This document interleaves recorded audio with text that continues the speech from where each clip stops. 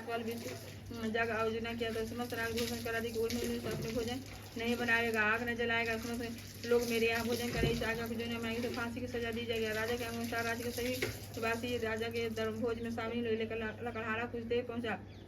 इसी राजा को अपने साथ महल में ले गए। जब लकड़हारा सर्वभोजन करा रहे थे तो रानी की दृष्टि उस खुट्टी पर पड़ी जिस पर उसका हार लटका हुआ था।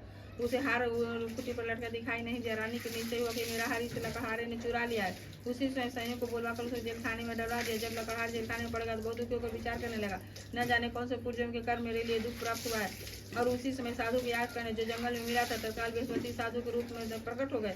दशा देखकर कहने लगे, अरे मूर्ख, तूने बृहस्पति की कथा नहीं कही, इस कारण तुझे दुख प्राप्त हुआ। चिंता मत कर, बृहस्पति के दिन जेल खाने पर 4 पैसे पड़े मिलेंगे। बृहस्पति की पूजा करना तेरे सब कुछ दूर। अगले बृहस्पति जेल खाने के बाद 4 पैसे राजा ने पूजा का सामान मंगवा कथा कही, प्रसाद बांटा। उसी रात को बृहस्पति ने उस रात राजा के सपने में कहा, राजा, तूने जिस आदमी जेल खाने बंद कर दिया वो निर्दोष है, वह राजा, उसे छोड़ देना।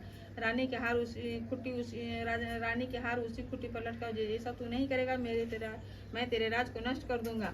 राजा प्रातःकाल उठा, खुट्टी पर हार लटका देखकर लकड़हारे को क्षमा मांगी। राजा के आभूषण देकर भेंट देकर उसे विदा किया। गुरुदेव के आज्ञानुसार राजा ने नगर को चल दिया। राजा निकट पहुंचा तो उसे बड़ा आश्चर्य हुआ। नगर में पहले से अधिक बाग, तालाब, कुएं, बाग बगीचे, धर्मशाला आदि बने हुए थे। राजा ने पूछा, ये किसका बाग, तालाब, धर्मशाला है? तब नगर के सब लोग कहने लगे, या तो रानी और दासी बनवाए हैं। राजा को आश्चर्य हुआ, गुस्सा भी आया। जब रानी ने सुनी कि राजा आ रहे हैं तो उसने अपनी दासी से कहा, दासी देख, राजा हमको कितनी बुरी हालत में छोड़ गए थे, वो हमारी ऐसी हालत देखकर लौट न जाए, इसलिए तू दरवाजे पे खड़ी हो। रानी के आगे अनुसार दासी पे खड़ी हो गई। जब राजा आए तो उन्हें सब महल में ले आए। तब राजा क्रोध करके अपनी तलवार निकाली, पूछने लगी, बताओ तुम्हें धन कैसे प्राप्त हुआ?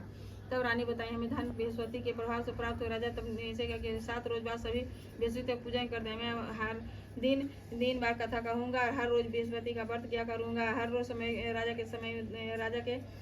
समय राजा के दुपट्टे में चलने की दाल बंधी रहती थी तथा 3 बार कथा कहता। एक रोज राजा विचार किया, चलो अपनी बहन क्या हो।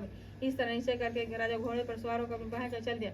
मार उसे देखा कि मुर्दे के लिए जा रहा। उसने रोके कहा, भैया मेरी बृहस्पति कथा सुन लो। वे बोला, लो हमारा आदमी मर गया, ऐसा कथा ही पड़ी है। परंतु कुछ आदमी बोले, अच्छा कहो, हम तुम्हारी कथा सुन लेंगे। राजा ने दाल निकाली, कथा कहना शुरू किया। जब आधी हुई तो मुर्दा हिलने लगा।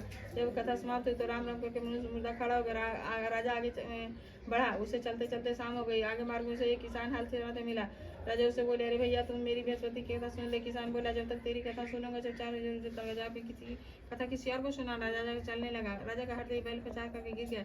किसान के पेट के दर्द में बहुत जोर से दोनों उसी समय राजा के बल से पचार के उसे किसान रोटी लेकर रहे। उसने देखा कि अपनी पुत्री से सब हाल पूछा। बेटे ने सब हाल बता दिया। बुढ़िया दौड़ी घुड़सवार के पास गई और बोली, मैं तेरी कथा सुनूंगी, तू अपनी कथा मेरे खेत पर चढ़कर कहना। राजा ने लौटकर बुढ़िया खेत पर जाकर कथा कही, जिसे सुनते ही बैल खड़े हो गए। किसान का पेट का दर्द बंद हो गया। राजा अपनी बहन के घर पहुंचा। बहन ने खूब मेहरबानी की।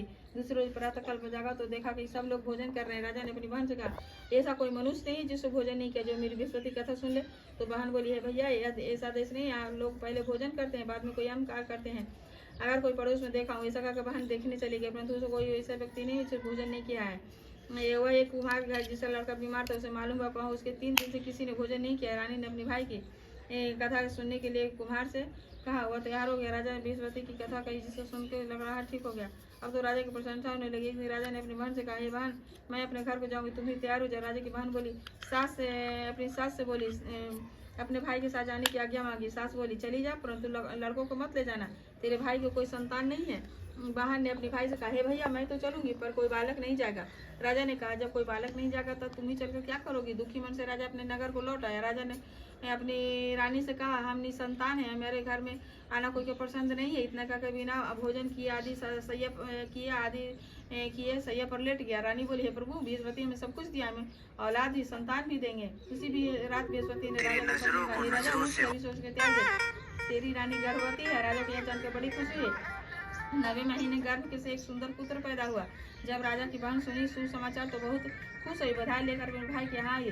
तब रानी बोली, घोड़ा चढ़कर नहीं आई, गद्दी चढ़कर आई। राजा की बहन बोली, भाभी, मैं इस प्रकार नहीं करती, तुम्हें औलाद कैसे मिलते? बृहस्पति देव ऐसे ही जिनके मन में जो कामनाएं रहती है सभी को पूर्ण करते हैं। जो सद्भावना पूर्वक बृहस्पति का व्रत करता है, पढ़ता है, सुनाता है, दूसरों को सुनता है, बृहस्पति देव उसे सभी को मनोकामना पूर्ण करते हैं। बृहस्पति देव सब और अच्छा करते हैं। जो संसार में सद्भावना सच्चे हृदय से बृहस्पति की कथा को गुणगान किया, उसे सभी इच्छा बृहस्पति पूर्ण की थी। मनुष्य को हृदय से उनका वर्णन करते हुए जय जयकार बोलना चाहिए। प्रेम से बोले, विष्णु भगवान की जय, लक्ष्मी माता की जय, बृहस्पति देव की जय। This is